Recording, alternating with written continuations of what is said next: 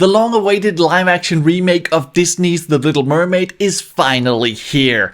So let's talk about it. Can it actually live up to the original, or is it a complete disaster? I was going to say that the answer is probably somewhere in the middle, but I actually thought it was pretty good. So let's dive into it. Now, the movie opens with a beautiful quote from Hans Christian Andersen's original fairy tale. But a mermaid has no tears, and therefore she suffers so much more. As soon as I saw that, my first thoughts were, have they changed the ending? Is this movie going to lean more towards that original sad ending where she doesn't get the prince and she has to sacrifice her own life? But do not be fooled. This movie is no closer to the source material than the animated film. In fact, this is pretty much the same story as the animated film. There has been some slight changes, and we'll discuss some of them later, but overall it is the same story as the animated film. But let's address the main question that most people have probably had about this film. How did Halle Bailey do as Ariel? And I am so pleased to say that she is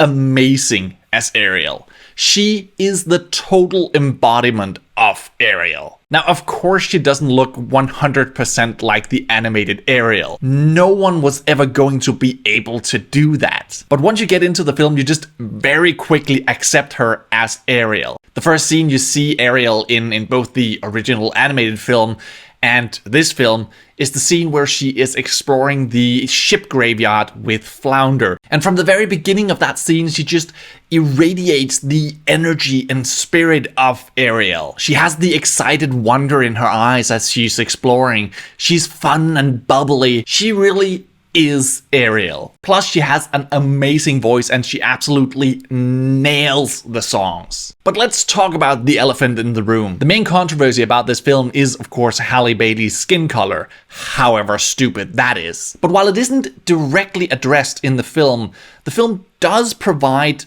somewhat of an explanation for why it might make sense that she looks the way she does. Ariel is the youngest of King Triton's 7 daughters. And in this film, none of Triton's daughters look anything like each other. But when they're introduced, we're told that they each represent one of the 7 seas. Now, the 7 seas isn't actually a real thing.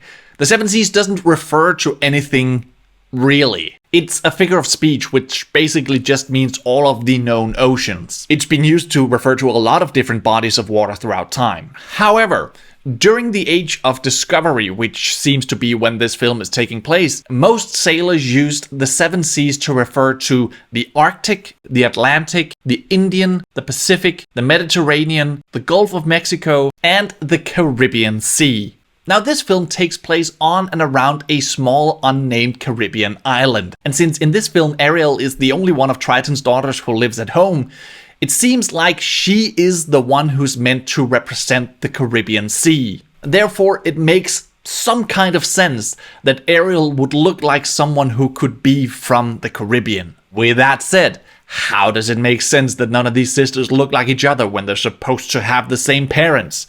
They don't even look like their father. Well, I guess we have to go back to the fact that they are mermaids. Fairy tale creatures. It literally doesn't have to make sense. They're magical beings. They can look however the they want. And you know what? Not only did I think Halle Bailey was superb as Ariel, I genuinely thought the entire cast was phenomenal, with one minor exception. 2 standout performances for me were Daveed Diggs as Sebastian and Melissa McCarthy as Ursula. I thought Daveed Diggs was just as funny as Sebastian as Samuel E. Wright was in the original. And he actually manages to have a lot of charm and charisma shine through, even though he's stuck in a somewhat less expressive design. And Melissa McCarthy is just fantastic as Ursula. She really seems like she's having a good time. The one performance that I maybe wasn't completely sold on was Javier Bardem as King Triton. He seemed a little one-dimensional. He was mostly just angry or annoyed throughout the film. You don't quite get the warmth that you get from the original version. The original version is also very quick to realize that he may have overreacted when he destroys all of Ariel's things in the grotto. Javier Bardem's version, however, never really comes to this realization.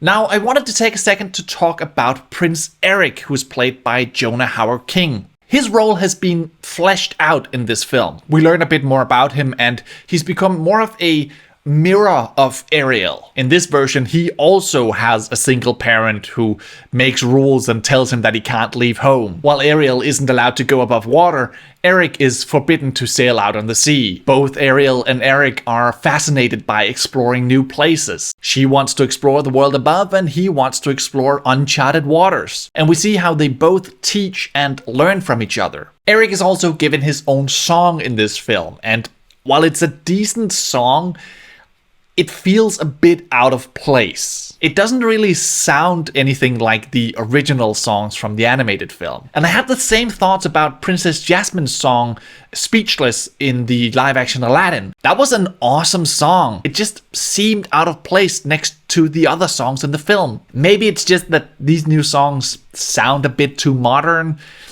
I don't know. Ariel also gets a new song in this film, which is alright.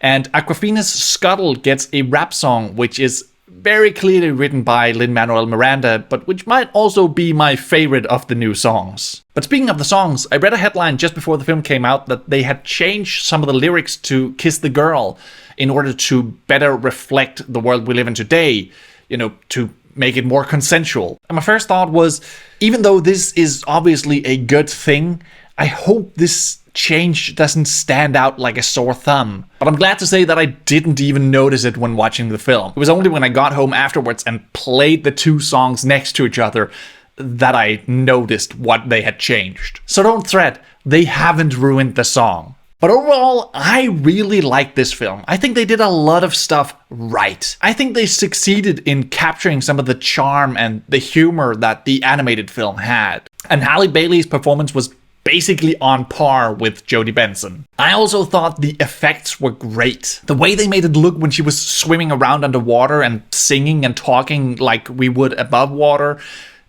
I don't even know how they did that. But those are, of course, just my thoughts. I would love to hear what you guys think about this film. Have you watched it yet? Did you like it? Let me know in the comments down below. And while you're down there, remember to leave a like if you enjoyed this video, and if you want more videos from me, feel free to subscribe to the channel. But that's it. That's pretty much all I had for you today. My name is Martin Riise. Thank you so much for watching, and until next time, take care and so long.